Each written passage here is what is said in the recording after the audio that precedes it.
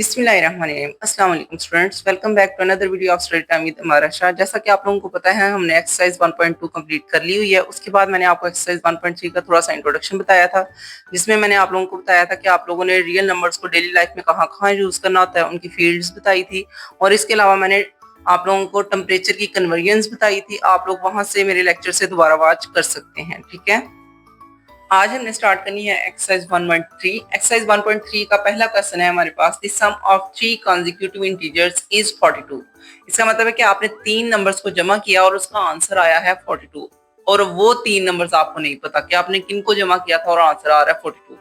Find the 3 integers, तो आपने वो 3 नंबर्स फाइंड करने हैं जिनके मतलब कि आप प्लस करते हैं तो आपका आंसर आएगा 42।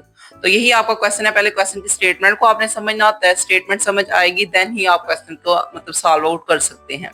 तो क्वेश्चन की स्टेटमेंट को एक दफा दोबारा देख लें। आप लोगों ने 3 नंबर्स को सम करना है और उनका आंसर आना चाहिए 42। तो सारी बात है, आपको पहले सपोज करना पड़ेगा तीनों नंबर्स को, फिर आप उसको सॉल्व करेंगे, ठीक है। तो स्टार्ट करते हैं अपने क्वेश्चन को। जी स्टूडेंट, ये है हमारी एक्सरसाइज 1.3 का क्वेश्चन नंबर 1। इसकी स्टेटमेंट मैंने अगेन वही राइट कर दी है जो मैंने आपको पहले समझा दी है बुक से देख के। अब हम इसको सॉल्व करना स्टार्ट करते हैं। Let the first integer is x। आपने पहले फर्स्ट कर लेना है कि पहला इंटीजर जो है वो x है। सेकंड इंटीजर क्या है हमारे पास, x प्लस 1। उसी तरह थर्ड इंटीजर को भी लेट कर लेंगे x प्लस 2। ये मैंने कैसे लेट की है, असल आप लोगों ने पता क्या सोचना होता है कि अगर आपको कोई चीज नहीं पता कि क्या है वो, तो मैथ में इसका रूल होता है आप उसको लेट कर लो, यानी कि फर्स्ट कर लो, ठीक है। तो आपने फर्स्ट कर लेना होता है पहला नंबर अगर x है तो दूसरा नंबर उससे एक नंबर बड़ा होगा, x प्लस 1 होगा, और तीसरा नंबर उससे 2 गुना बड़ा होगा, x प्लस 2 होगा, ठीक है। जैसे आप काउंटिंग करते हैं 1 2 3, तो पहला नंबर 1 होता है, दूसरा नंबर 2 और तीसरा नंबर 3 होता है ना। उसी तरह आपने पहला नंबर x रखा है, दूसरा नंबर x प्लस 1 और तीसरा नंबर x प्लस 2। अब उसने जो कंडीशन दी हुई है उसको देखें। According to the given condition, जो उसने गिवन कंडीशन हमें दी है उसके ऊपर हम गौर करते हैं। x plus 1 plus x plus 2, यानी कि पहला नंबर हमने ऐड किया, फिर हमने सेकंड नंबर ऐड किया, फिर हमने थर्ड नंबर ऐड किया। ये सेकंड नंबर है ना हमारा, और ये हमारा थर्ड नंबर है। तो आपने फर्स्ट नंबर को राइट करना है, फिर सेकंड नंबर को राइट करना है, और फिर थर्ड नंबर को, जो आपने खुद ही नंबर फर्ज किए थे इंटीजर्स, ठीक है। इनको ऐड आउट करें तो हमारा आंसर आता है 42, जो उसने हमें कंडीशन दी थी। यही कंडीशन थी ना कि आप 3 नंबर्स को अगर ऐड आउट करेंगे तो आपका आंसर आएगा 42, ठीक है।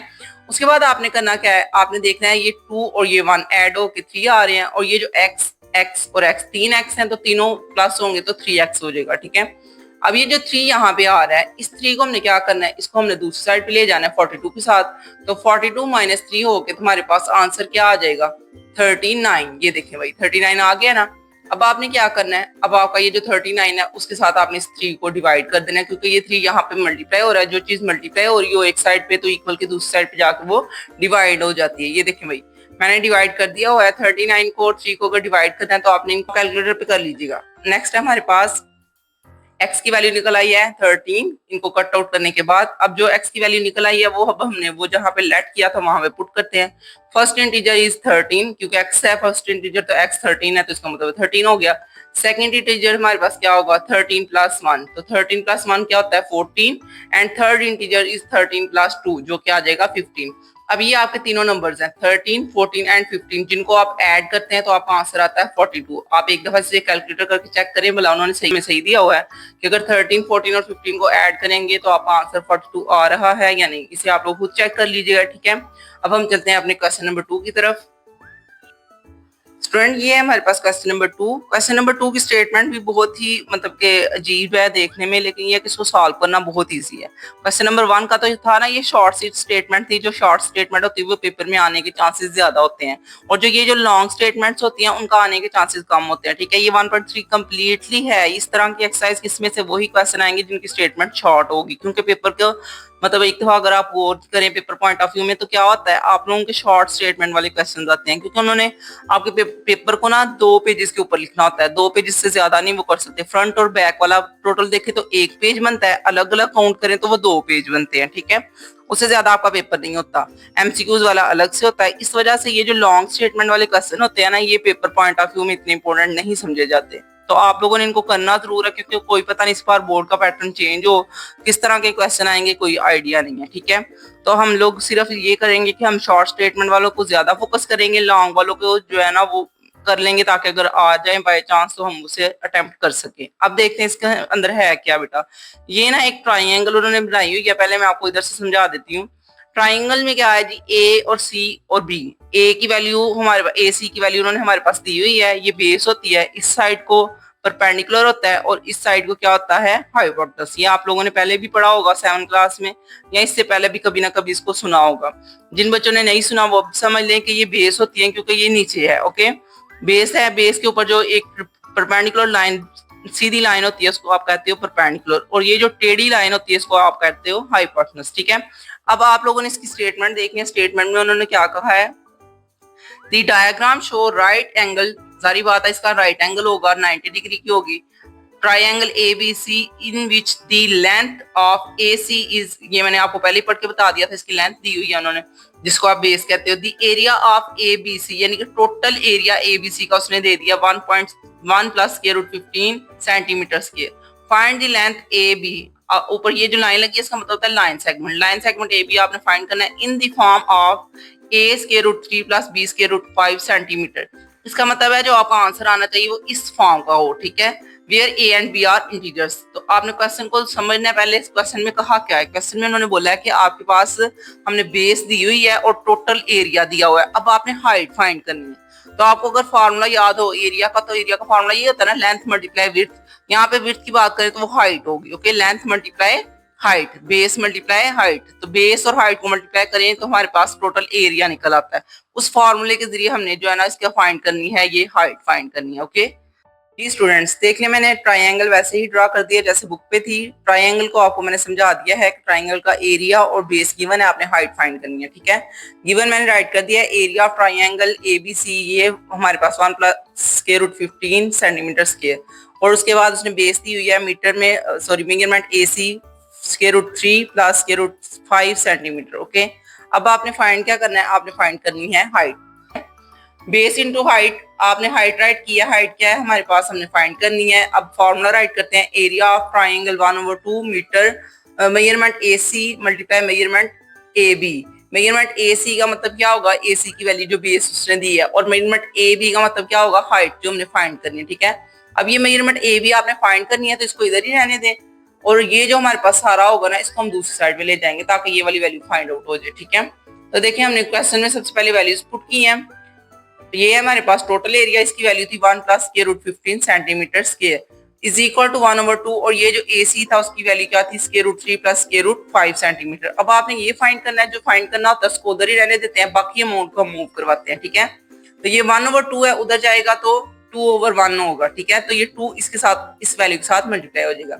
ये यहाँ पे मल्टीप्लाई हो रहा है तो इधर जाके डिवाइड होगा। ये देखिए नेक्स्ट स्टेप पे ये आ गए हैं ना, 2 इस साइड पे मल्टीप्लाई हो रहा है, ये साथ में डिवाइड हो रहा है। ठीक है, अब आपने क्या करना है, अब आपने कटिंग करनी है। ये देखिए ऊपर सेंटीमीटर का स्क्वायर है और नीचे सेंटीमीटर है, इसका मतलब है ये एक तो ऊपर जाके माइनस हो जाएगा, 2 - 1 होगा तो सिर्फ सेंटीमीटर रह जाएगा। ठीक है, तो आपने क्या करना है, आपने AB जो फाइंड करना होता है उसे आप इस साइड पे लिख लेते हैं, आपको इजी लगेगा जहां पे भी आप करना चाहिए। वैसे आप यहाँ पे भी रहने दे सकते हैं, इधर भी कर सकते हैं। ओके, तो देखिए भाई आपने क्या करना है, सबसे पहले आपने इसको सॉल्व आउट करते हुए ये 2 को अंदर मल्टीप्लाई कर दिया। मल्टीप्लाई करने के बाद आपने क्या करना है, इसकी ये जो नीचे स्क्वायर रूट नजर आ रहे हैं इनको खत्म करने के लिए हम क्या करते हैं, रैशनलाइजेशन। ठीक है, तो आपने रैशनलाइजेशन को जहन में रखना है, आपका अगला स्टेप रैशनलाइजेशन ही होगा। ओके जी बेटा, यहाँ पे देखिए मैंने फर्स्ट स्टेप में यही राइट किया कि आप रैशनलाइजेशन कर रहे हैं, मल्टीप्लाई और डिवाइड किया उसके कॉन्जुगेट के साथ। ये वैल्यू थी ना, इसका कॉन्जुगेट लिया है तो इसके साथ आपने मल्टीप्लाई और डिवाइड किया। तो आप लोगों को रैशनलाइजेशन तो याद होगी, जिन बच्चों को नहीं याद वो मेरा फर्स्ट लेक्चर ले लें,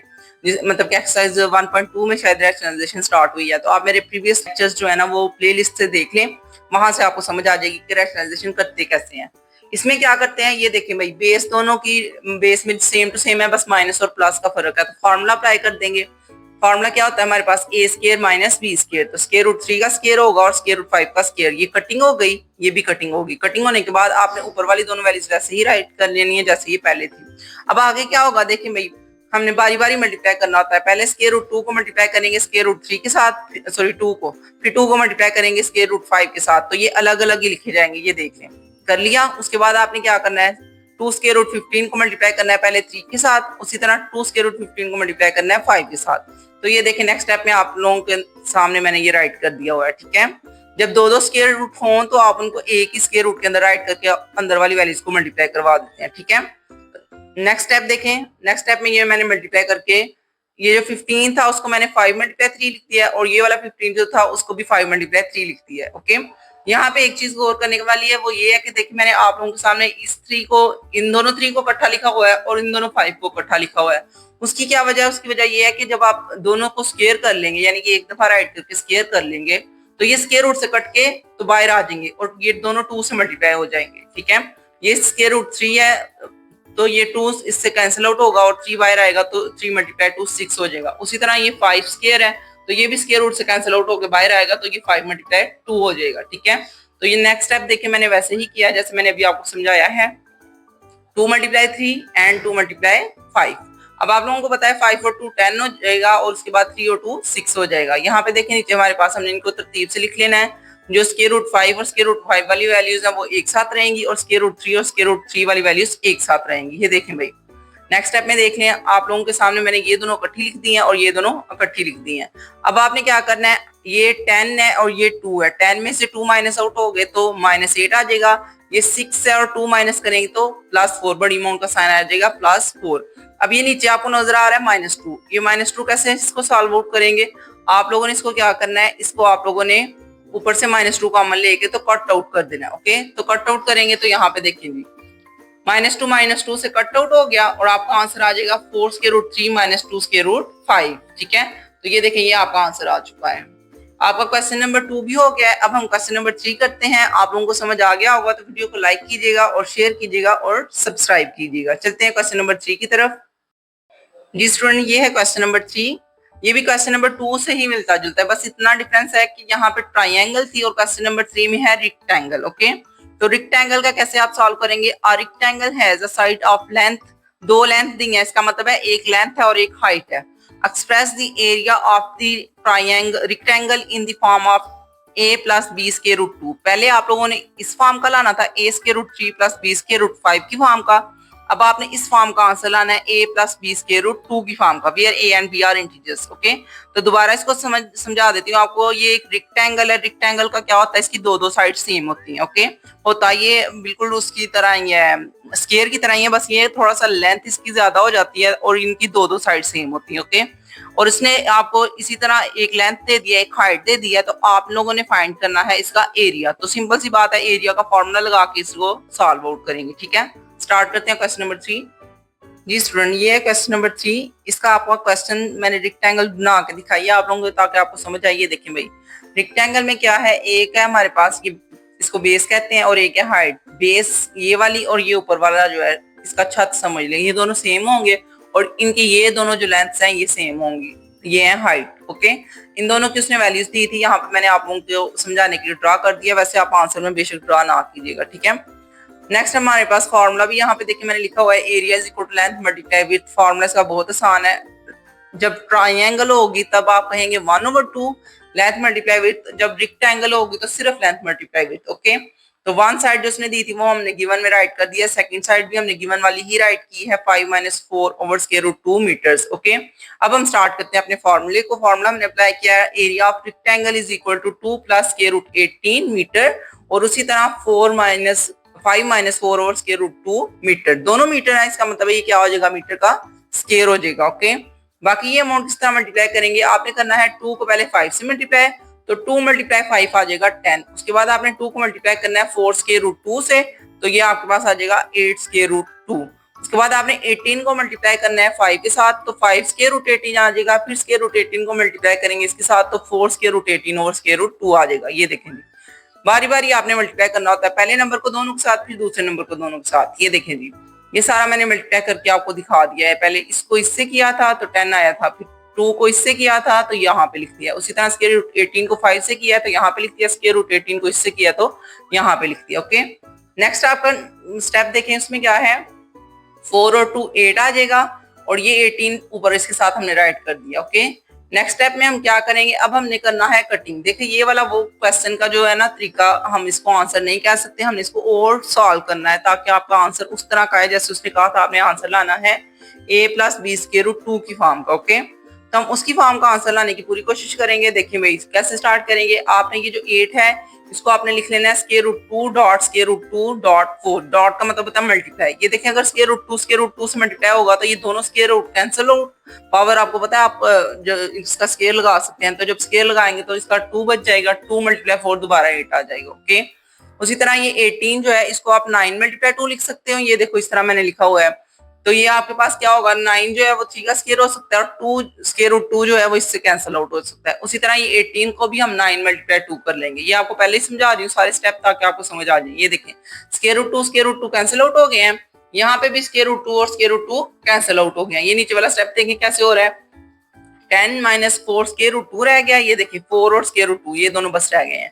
ये 18 वैसे का वैसे, यहाँ पे हमारे पास 2 कैंसिल आउट हो गया और √9 रह गया। इस 9 को हम 3 का स्क्वायर करेंगे, इस 18 को भी 3 का स्क्वायर और 2 अलग से लिख लेंगे। ठीक है, ये देखिए ये हमने लिख लिया है नीचे। अब इसका मकसद क्या था, ताकि ये कटिंग हो जाए। ये देखिए 2 और √, है ये कैंसिल आउट हो जाएंगे।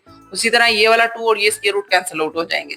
तो आपका आंसर जो होगा वो उसी फॉर्म का आ जाएगा जो उन्होंने कहा है a + b √2 की फॉर्म का। नेक्स्ट स्टेप में आप लोग देख लीजिएगा, आपका आंसर उसी फॉर्म का आएगा।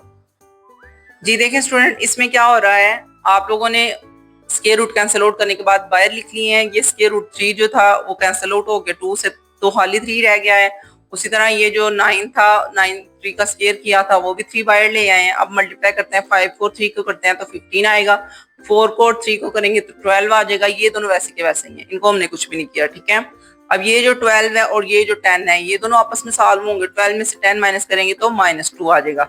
उसके बाद ये 15 है और ये 4 है, इन दोनों को माइनस करेंगे तो आ जाएगा हमारे पास 11 √2। ये आपका आंसर आ गया, उसी फॉर्म का है जो उन्होंने कहा था a √b का मतलब b √2 की फॉर्म का लाना है। ओके, तो ये देखिए -2 + 11 √2 और साथ में मीटर का स्क्वायर, एरिया हमेशा मीटर स्क्वायर में होगा। ठीक है, नेक्स्ट हम देखते हैं क्वेश्चन नंबर 4, उसकी स्टेटमेंट देखते हैं वो क्या है।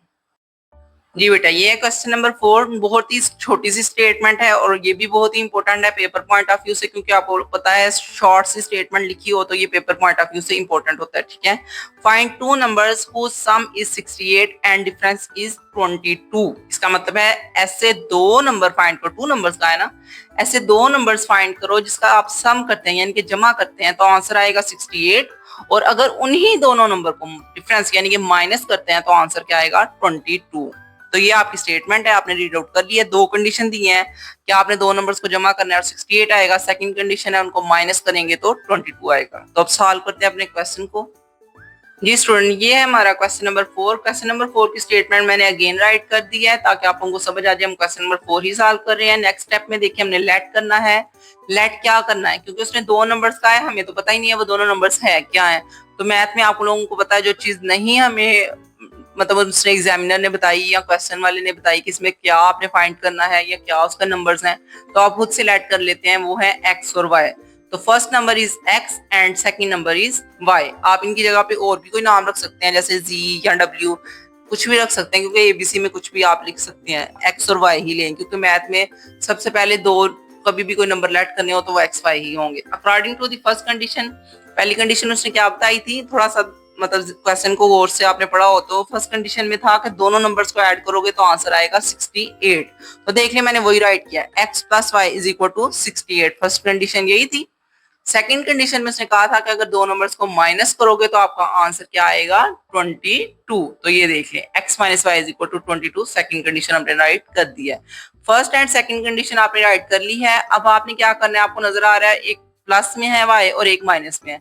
इसका मतलब है कि अगर आप एडिंग करते हो तो y से कैंसिल आउट हो जाएंगे। यहाँ पे देखिए हमने एडिंग किया बाय एडिंग 1 और 2, तो आपने x + y = 68 लिखा, x - y = 22 लिखा।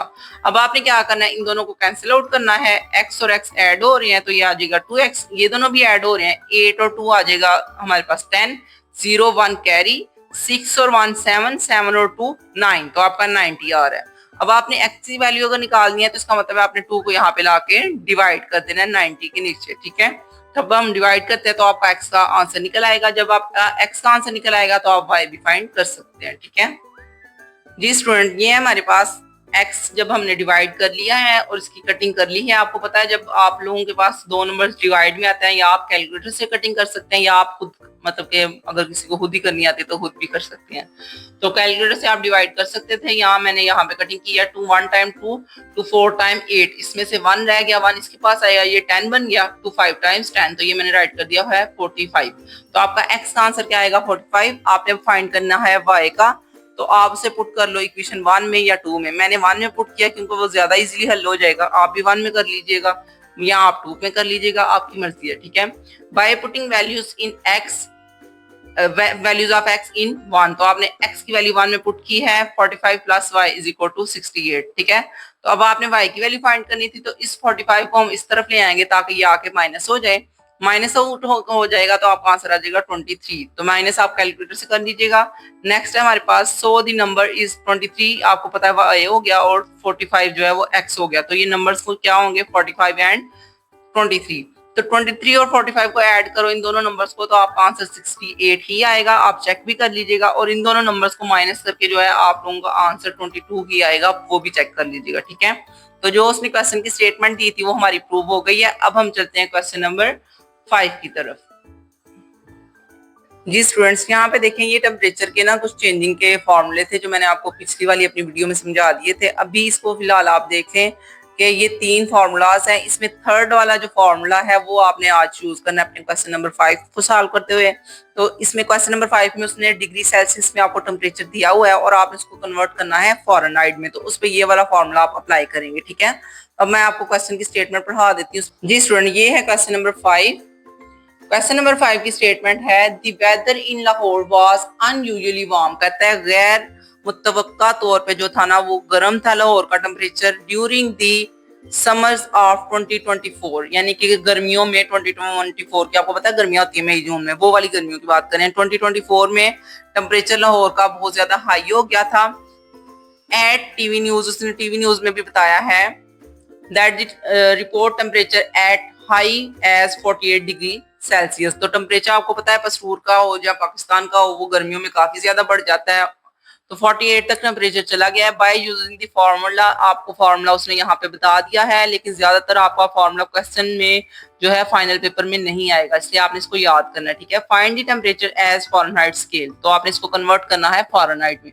डिग्री सेल्सियस में उसने दे दिया है, आपने उसको कन्वर्ट कर देना है फ़ारेनहाइट में, ओके। तो अब हम क्वेश्चन को सॉल्व करते हैं।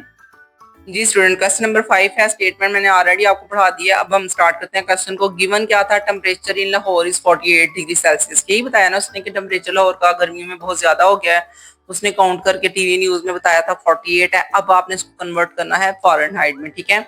तो फाइंड हमने क्या करना है, टेम्परेचर एज फ़ारेनहाइट स्केल। तो ये मैंने क्वेश्चन मार्क बना दिया ताकि आपको पता चल जाए ये चीज हमने फाइंड करनी है। आगे ये देखें जी, बाय यूजिंग फार्मूला, फार्मूला आपने अप्लाई करना है। ये वाला फार्मूला है जो आपको मैंने पहले ही मतलब बता दिया है बुक से भी और वैसे भी। Fahrenheit is equal to 9/5 degree Celsius plus 32। तो ये आपका फार्मूला है। अब आप इसको याद कर लिया होगा ज़बानी। अब हम इसमें वैल्यूज पुट करते हैं, तो वैल्यूज पुट करके अपना आंसर फाइंड आउट कर लेते हैं। जी भाई, ये है हमारा क्वेश्चन जिसमें हमने फ़ारेनहाइट का फार्मूला में वैल्यू पुट की है, सेल्सियस की 48। नेक्स्ट हमने 48 को 9 से मल्टीप्लाई कर दिया है, तो यहाँ पे आ गया है 432। ये आपने कैलकुलेट कर लेना है। अब आपका स्टेप बनता है इन दोनों को करना है आपने डिवाइड। तो डिवाइड आप कैलकुलेटर से कर लीजिएगा, तो आपका आंसर आ जाएगा 86.4, ओके। ये डिवाइड करके आपने आंसर राइट कर लेना है। आंसर राइट करने के बाद आपने इसमें ऐड कर लेना है 86.4 प्लस 32, इसको प्लस करेंगे तो आंसर आ जाएगा 118.4 फ़ारेनहाइट। इसका मतलब है कि आपका जो टेम्परेचर सेल्सियस में था अब वो कन्वर्ट हो चुका है फ़ारेनहाइट में, ठीक है। तो यही आपका आंसर है। आप नीचे लिख भी सकते हैं कि आपने इसको कन्वर्ट कर लिया है फ़ारेनहाइट में, ठीक है। तो आज के लिए आपके क्वेश्चन नंबर 5 हो चुके हैं, इतने ही काफी हैं। तो अब हम इंशाल्लाह अपने नेक्स्ट वाली वीडियो में क्वेश्चन नंबर 6, 7 और 8 वाला कर लेंगे, ठीक है। और साथ में इसकी रिव्यू के एमसीक्यूज कर लेंगे। अगर वीडियो ज्यादा लंबी ना हुई तो मैं एक तो शॉर्ट क्वेश्चन भी इसका अगला जो रिव्यू का करवा दूंगी, ठीक है। तो बेटा मिलते हैं अपनी नेक्स्ट वीडियो में। अल्लाह हाफिज। मेरे चैनल को सब्सक्राइब जरूर कीजिएगा। Bye bye.